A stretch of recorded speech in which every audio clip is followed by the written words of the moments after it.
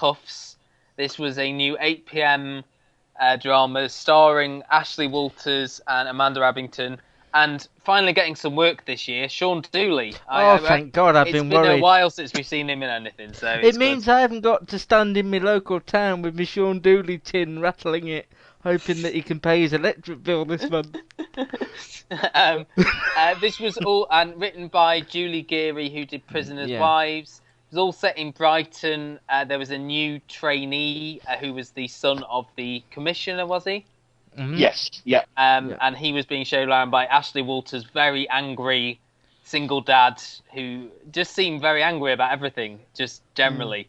Some quite cliched bits, like, for example, you knew that by the end of the day he would have gained... He would save him and got... What was the character's name? Josh or...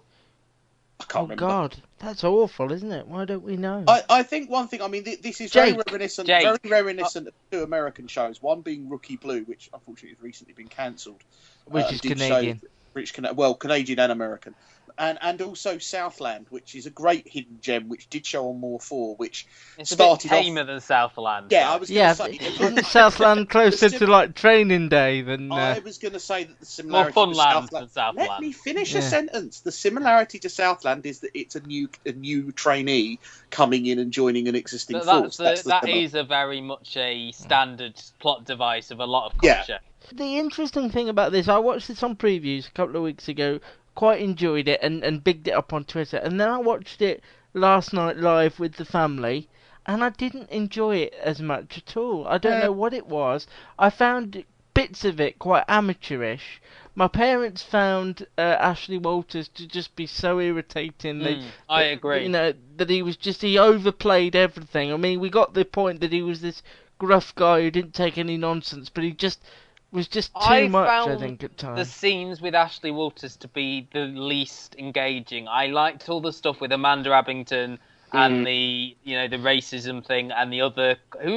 What was the other copper in before? I recognised him. I liked their stories more than I did this sort of almost like this training day thing. I guess when I watch stuff on previews, I'm not as engaged. I think I am at the time, but I'm not actually engaged because you tend to check your email or make sure that your computer's... so you're not as engaged because you're sat in front of a computer. I mean, there was too much going on for me in that. There's far too much to believe that would all happen in a day. I know they've got an hour of drama to fill, but there was just too much happening and too much being thrown at you that you could actually ever believe it. I'm going to keep watching it, and I think actually it's good to have an 8 p.m. drama that I like, because there haven't been many of them. What really worked, and what all three of us when we were watching last night, it looked, at least in HD, it looked absolutely fantastic. Oh, yeah. Even taking out... great sense of place, you knew you were in Brighton. And it wasn't just a good use of Brighton, I think that was. You didn't need Caroline Aherne going, in Brighton, like she does today, in Brighton? In Brighton.